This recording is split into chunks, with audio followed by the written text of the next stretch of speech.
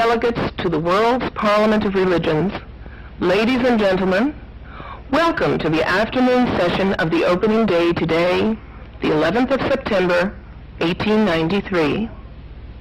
We now introduce you to Swami Vivekananda from India and request him to address us. Swami Vivekananda.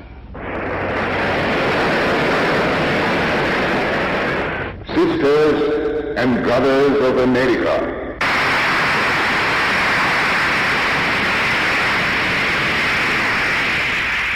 it fills my heart with joy unspeakable to rise in response to the warm and cordial welcome which you have given us. I thank you in the name of the most ancient order of monks in the world. I thank you in the name of the mother of religions. And I thank you in the name of the millions and millions of Hindu people of all classes and sects. My thanks also to some of the speakers on this platform who, referring to the delegates from the Orient, have told you that these men from far-off nations may well claim the honor of bearing to different lands the idea of toleration. I am proud to belong to a religion which has taught the world both tolerance and universal acceptance. We believe not only in universal toleration, but we accept all religions as true. I am proud to belong to a nation which has sheltered the persecuted and the refugees of all religions and all nations of the earth. I am proud to tell you that we have gathered in our bosom the purest remnant of the Israelites who came to southern India and took refuge with us in the very year in which their holy temple was shattered to pieces by Roman tyranny. I am proud to belong to the religion which has sheltered and is still fostering the remnant of the grand Zoroastrian nation.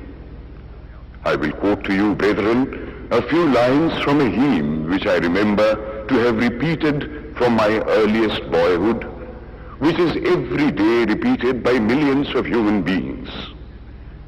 As the different streams, having their sources in different places, all mingle their water in the sea, so, O Lord, the different paths which men take through different tendencies, various though they appear, crooked or straight, all lead to Thee. The present convention, which is one of the most august assemblies ever held, is in itself a vindication, a declaration to the world of the wonderful doctrine preached in the Gita. Whosoever comes to me, through whatsoever form, I reach him. All men are struggling through paths which in the end lead to me. Sectarianism, bigotry, and its horrible descendant, fanaticism, have long possessed this beautiful earth. They have filled the earth with violence, drenched it often and often with human blood, destroyed civilization, and sent whole nations to despair. Had it not been for these horrible demons, human society would be far more advanced than it is now. But their time is come, and I fervently hope that the bell that tolled this morning in honor of this convention may be the death knell of all fanaticism